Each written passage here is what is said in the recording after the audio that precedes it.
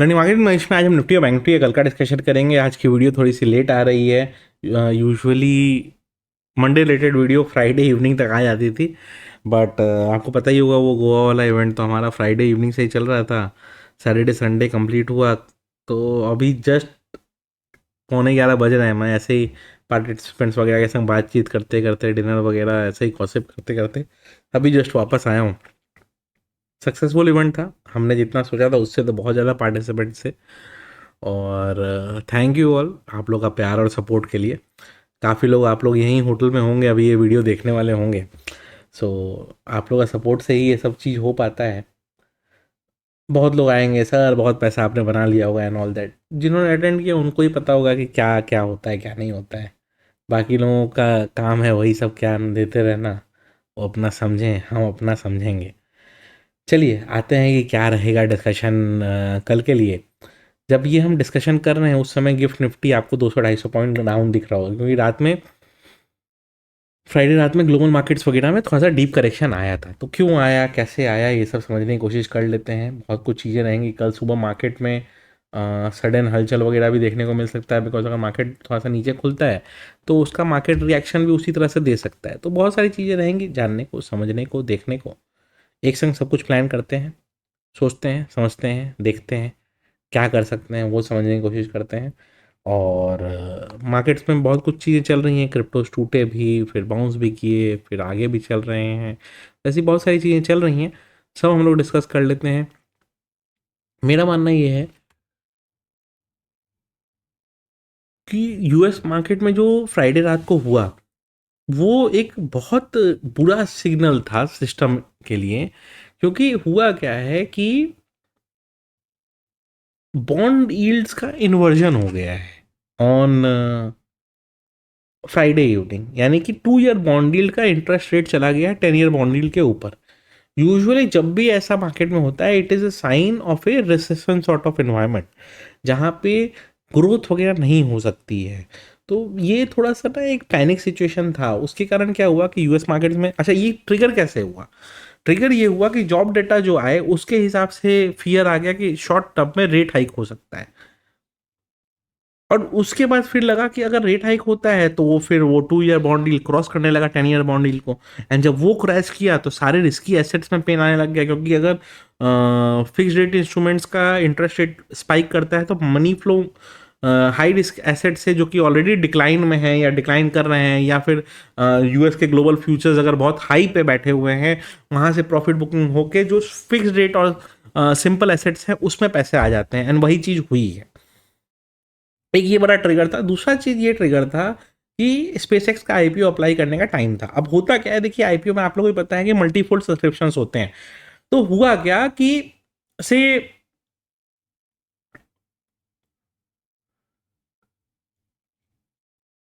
75 billion का IPO से fund raise करना है, तो मान लो 10x भी सब्सक्राइब होता है अगर आईपीओ। ठीक है, क्योंकि उतना बड़ा कंपनी का आईपीओ बहुत दिन के बाद आ रहा है। नेक्स्ट जो आएगा वो चैट जीपीटी का आएगा, मतलब ओपन आएगा बेसिकली।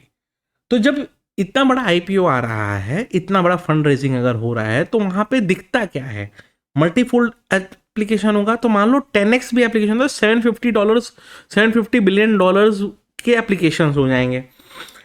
अब होता क्या है कि जैसे यूएस के फ्यूचर्स हो गए, यूएस के इंडेक्सेस जो हो गए, या फिर क्रिप्टोज हो गए, ये सब लेवरेज पोजीशंस होते हैं।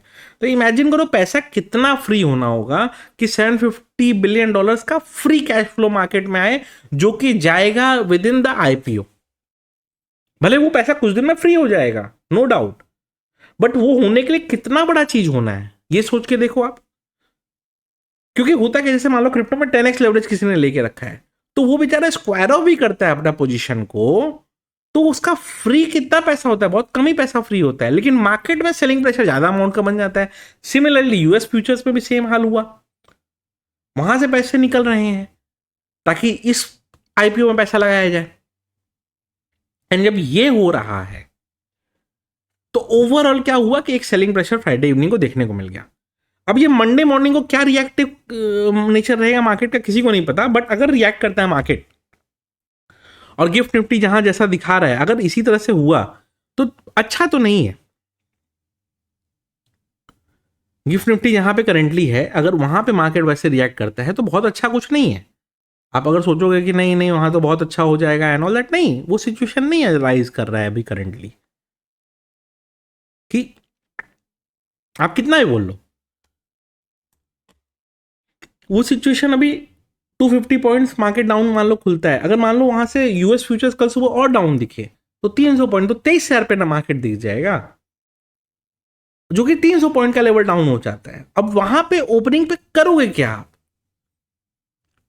तो यूजुअली मैं ये बोलता हूं कि थोड़ा सा वेट कर लीजिए, मार्केट 5-7 मिनट हो जाएगा तो ही मैं कुछ बोलता हूं कि भाई अब मैं एक बार प्री ओपन हो जाए उसके बाद अपडेट करता हूं, तो 5-7 मिनट उसमें लग जाता है अपडेट करने में, एंड जब वो हो जाएगा तब देखेंगे कब होगा वो, वही वेट एंड वॉच करना।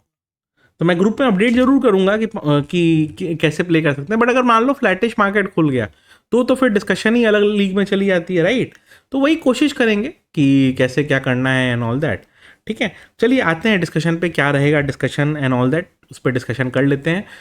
हाँ, लेकिन मैं एक चीज़ बताऊँ आपको, जैसे हमारा ये जो ग्रुप है जिसमें मैं ये सब डिस्कशन वगैरह ये सब डालते रहता हूँ, अगर इस ग्रुप का आपको एक्सेस चाहिए तो दो तरीका है। देखिए, डिस्क्रिप्शन में एक लिंक होगा जो पेड लिंक है, उससे पे करके आप ज्वाइन कर सकते हैं, या फिर लेमन में आप अकाउंट ओपन कर लीजिए एंड एक आपको एफ ट्रेड करना पड़ेगा, मतलब आपको एक्टिव ट्रेडर बनना पड़ेगा, और इनिशियल कुछ ट्रेड्स फ्री ब्रोकरेज पे ही होंगे, तो आपको ब्रोकरेज का कॉस्ट नहीं देना है, ट्रेड का जो खर्चा लगता है वही आपको, बेसिकली गवर्नमेंट चार्जेस जो है वही लगेंगे, इनिशियल कुछ ट्रेड्स आपके फ्री रहेंगे। तो लेमन में आप अकाउंट ओपनिंग करके अपना ट्रेडिंग करके देख सकते हो।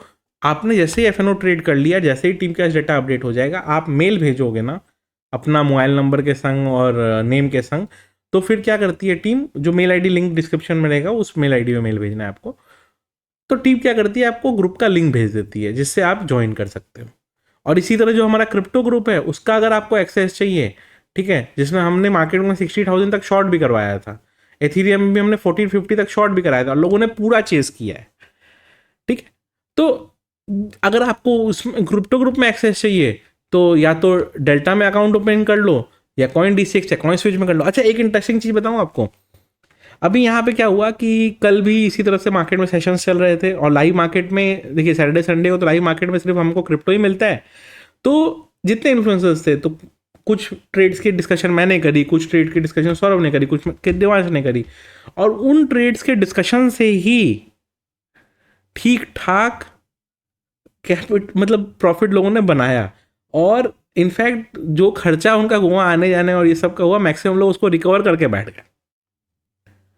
तो इमेजिन करो कि खाली ये सब जगह जाने पे सिर्फ पैसा खर्चा नहीं होता है, बहुत लोग पैसा कमा के पॉजिटिव नोट में भी जाते हैं। बट ठीक है, क्या कर सकते हैं, बट हाँ, इस तरह के रेसिडेंशियल इवेंट्स अब इंडिया में होना बहुत कम हो गया, पहले तो बहुत ज़्यादा होते थे, अब तो ना के बराबर हो चुके हैं। ठीक है, तो देखते हैं आगे क्या है क्या नहीं है एंड ऑल दैट, वो सब देखते हैं, सोचते हैं, समझते हैं।